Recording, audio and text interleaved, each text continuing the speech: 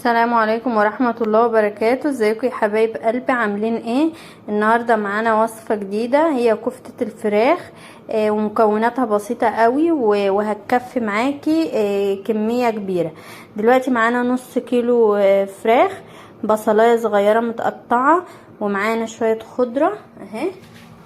معايا شويه خضره مغسوله ومتقطعه، ودي بطاطسايه كبيره مسلوقه. بسلقها بقشرها على اساس ان هي ما تشربش معايا الميه، تبقى ناشفه زي ما انتم شايفينها كده، ما تبقاش جواها ميه كتير، وبهرسها وهي سخنه على طول. ديت معانا البهارات بتاعتنا: ملح، بابريكا، توم بودره وبصل بودره، كزبره، فلفل، شويه كركم، حاجه بسيطه. ويلا بينا نبدأ مع بعض بقى نشوف هنعملها ازاي. نبدأ بقى نضرب في الكبة، نحط البصل،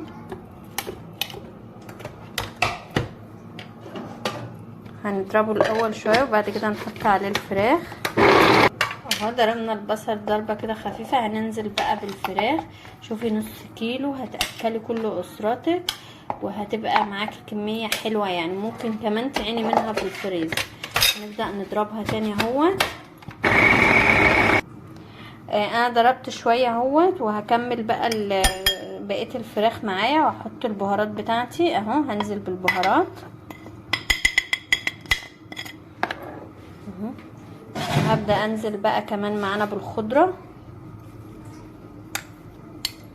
انا غسلاها ومقطعاها صغير. وهننزل كمان بالبطاطس عشان البطاطس تمسكها شويه. بصي بقى يا حبيبه قلبي، انا بعد ما ضربتها اهوت لقيتها يعني مش احسن حاجه، سايبه كده شويه. فهحط عليها بقسماط يحس يمسكها ويخليها متماسكه اكتر من كده. هحط شويه بقسماط، وهرجع اضرب تاني واشوف اتمسكت معايا القوام اللي انا عايزاه ولا لا. لو لقيتها لسه برضو هرجع ازود تاني شويه بقسماط.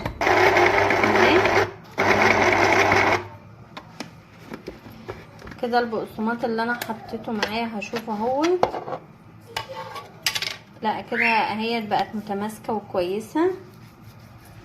هبدا بقى اصبعها، ببل ايدي كده نقطه زيت بسيط، وبقوم جايه مصبعاها كده. شوفي جميله ازاي ومتماسكه، ولا بتلزق في ايدي ولا اي حاجه اهو. هعمل بقى برضو قدامكم برضو واحده كمان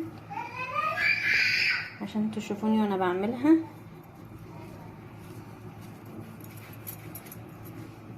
اهي. شوفي جميله ازاي ومتماسكه اهي. وهكمل بقى كل الكميه بنفس الطريقه دي يا حبايب قلبي بعد ما صبعتها. بس انا عايزه اقول لكم بقى في طريقه اللي انا وريتها لكم واحنا بنصبعها كده على طول، وفي طريقه بقى ان احنا نمسكها كده ونخرمها بحيث تستوي معانا من كل الاتجاهات اهي. بصي احنا عندنا دي دلوقتي اهو. بصي ممكن نعملها بالطريقه دي كده. انا كان عندي يعني حاجه كده قديمه اهي، بصي مخرومه ازاي. انت ممكن تعمليها بالشيش طاووق مثلا، العيدان بتاع الشيش طاووق، او لو عندك سيخ خشب كده في حديد برضو تعملي عليها اهو. بصي انا مخرماها ازاي، تبقى بقى جميله وتستوي معاكي من كل الاتجاهات. ودي برضو هفرزها بحيث اطلعها في وقت ما اكون محتاجاها واستخدمها اهي. بصي الحركه بقى دي بتخليها لك مستويه من كل مكان، وبتخليك طعمها جميل. لو انت هتعمليها مثلا وسويتيها اهي، بصي لو هتعمليها وهتبقى معاكي تحطي مثلا حته فحم او حاجه بعد ما بتخلصيها، هيخش جواها ريحه الفحم وتبقى جميله قوي قوي قوي. دلوقتي بقى هي ليها كذا طريقه في العمايل. اول حاجه ممكن تعمليها بيض وبقسماط، بس طبعا مش هنخرمها كده، هنلفها اللف الاولاني اللي انا وريتهولك قبل ما اكمل الكميه كلها معايا، اللي هو اللف العادي المصمطه، بحيث ان انا تمسك معايا في البيض والبقسماط. تاني طريقه بقى ممكن اجيب صينيه واقطع فيها تحت في القاعده بتاعتها طماطم وبصل وفلفل وجزر، واحطها وارصصها فوقها، بتبقى بتدي طعم جميل قوي، والخضار بياخد من طعمها وهي بتاخد من طعم الخضار، بيبقى حلو قوي. وممكن برضو زي ما انا بقولك سياخ الشيش طاووق تعمليها عليها وتشويها في على الجريل، او لو عندك على الفحم برضو، لو عايزه تشويها على الفحم عادي برضو مفيش مشكله تتشوي.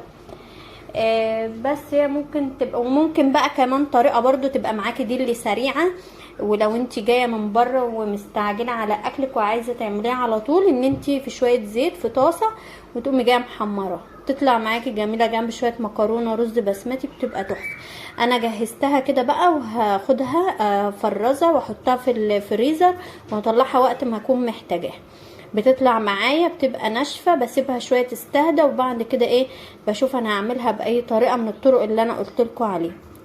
ولو عجبك بقى الفيديو اعملي لي شير ولايك، واشتركي معايا في القناه وفعلي الجرس عشان يوصلك كل جديد، لان ده بيدعمني وبيشجعني يخليني استمر معاك. يلا بقى بضغطه حلوه من ايدك كده على زر الاشتراك، واشتركي معايا في القناه، وبألف هنا عليك.